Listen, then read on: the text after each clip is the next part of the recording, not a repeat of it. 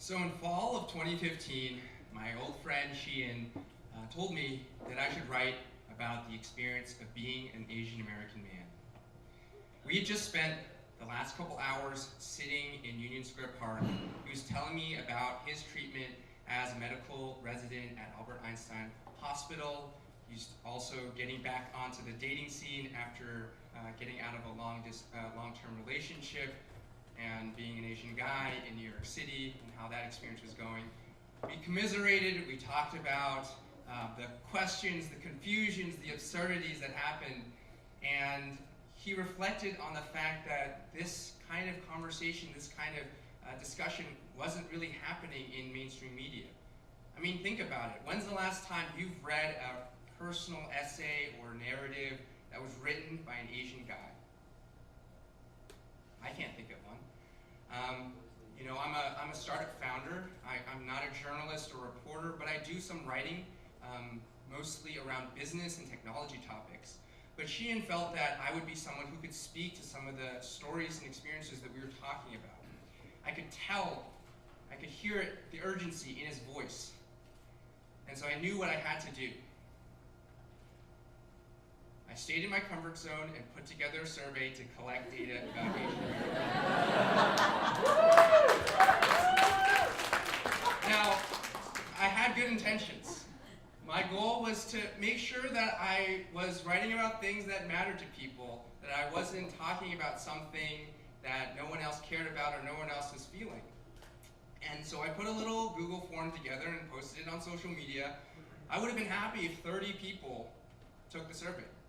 And in 3 weeks, 300 responses came in. My survey had struck a chord. Many Asian men in this country feel unseen, unheard, ignored. And when they found my survey and saw the questions that were directly pertaining to their life and their experiences, they jumped on it. And so over the last couple of years, I've heard from over 1,000 Asian men talking about their experiences with relationships, with media representation, with their careers, with parenting. And my original plan was to get up here and do a PowerPoint with some charts, some graphs, and all of those things. But then I realized that this wasn't the right time or place for that. You can go on our website, theasianamericanman.com. I've posted dozens and dozens of charts, and you can look at all the data for yourself at your own leisure. Tonight is a chance to talk about the stories behind the statistics. So, if you talk to any Asian guy about how their ethnicity impacts their life, and they trust you, or they're sufficiently liquored up, dating is going to come into the conversation. We generally understand that Asian men hold the lowest rung of the totem pole when it comes to dating in the United States. OkCupid data shows that Asian men have the lowest response rates in terms of messages compared to white men, black men, or Latino men. And our research found this as well. The Asian Not Asian guys came up there and did that little clip about how he heard from someone saying, "Oh, I don't date Asian guys." Well, our study found that over nearly 2/3 of Asian men have heard someone say, "I don't date Asian guys," to them or in their presence. And 1 in 5 Asian men have heard that statement said to them more than 6 times. It is hard to get a more clear indication that you are not wanted than something like that. And this pain is somewhat magnified by our own understanding of the differences that Asian women hold in our society. That same OkCupid data shows that Asian women have some of the higher response rates compared to other groups. And that's not to take away from the misogyny and the exoticization and the fetishization that happens to Asian women. That is not okay and needs to end. But it's certainly a dislocating experience to have and to hold. I think it took me some time for me to develop my confidence as an Asian guy when it comes to dating. I remember in college, I had broken up with my first girlfriend. She was Asian, And I was on the gymnastics team. And one of my white teammates said to me, he was trying to cheer me up, he said, "Shen, you're a good-looking guy. You should be cleaning up with Asian girls on campus." And it's like, wow, you were able to say something racist and sexist in like 2 seconds. It's kind of amazing. And, I don't think he was meaning to be hurtful, but his implication was that as a white man, I can date whoever I want, but as an Asian guy, you should be seeking, this is the top of where you can go. And so, later that semester, when I started dating a white girl, I felt like hot shit. Okay? She was French, she was an athlete as well, and she was an East Asian Studies major.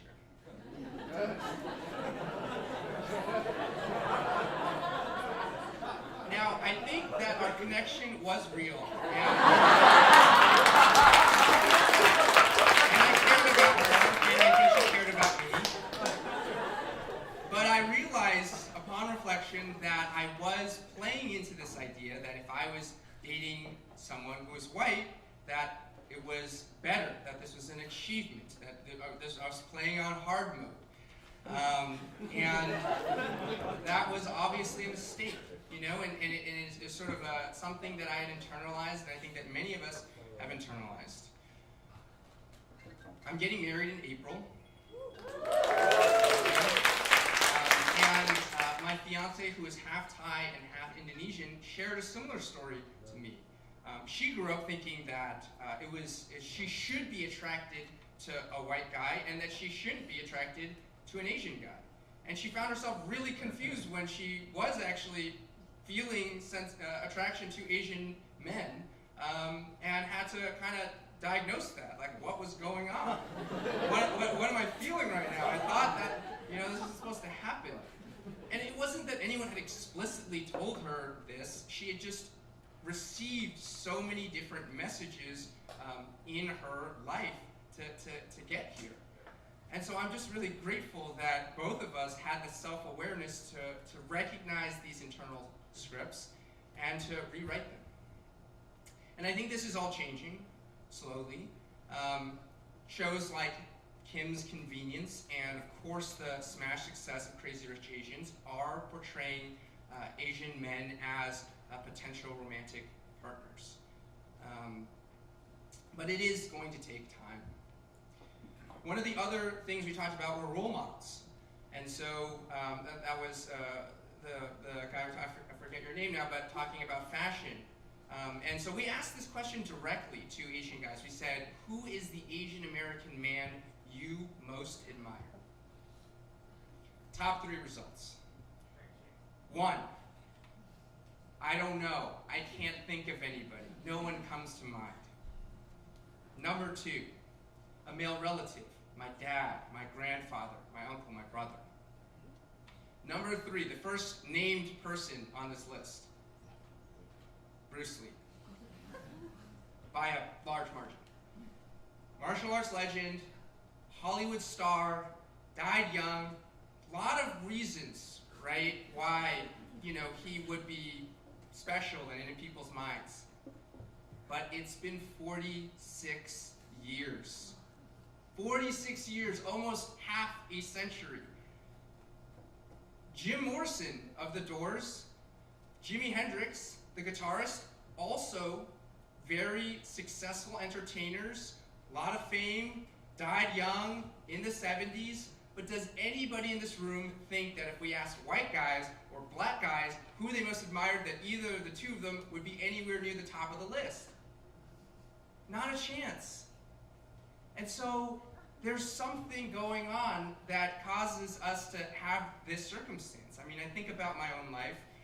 I have a great deal of admiration for my father, who came to this country when he was 36 years old, who had a partial scholarship and enough money to pay for 1 month's rent in his pocket. And him and my mother worked together and worked very hard to make our family, our family's lives possible in this country. And it's the typical immigrant story. But I can't think of anybody obviously big, well-known, well-respected that I could point to and say, yeah, that's an Asian man that everyone should respect and know. And this is changing too, right? Henry Golding was on the cover of GQ magazine. Hassan Minhaj is doing some of the most edgy and hilarious political commentary on TV or the internet. And Jeremy Lin just got signed to the Raptors, and if he can stay healthy, maybe get some of that Lin Sandy magic back again. So I think back to the question that, the request that my friend Shen made of me. And I realized I was ducking his request to write about the experience because I was afraid. I was afraid of putting myself out there and having no one else to back me up. I was afraid of being wrong. I was afraid of nobody caring. And so I stayed with the safety of numbers and of the group.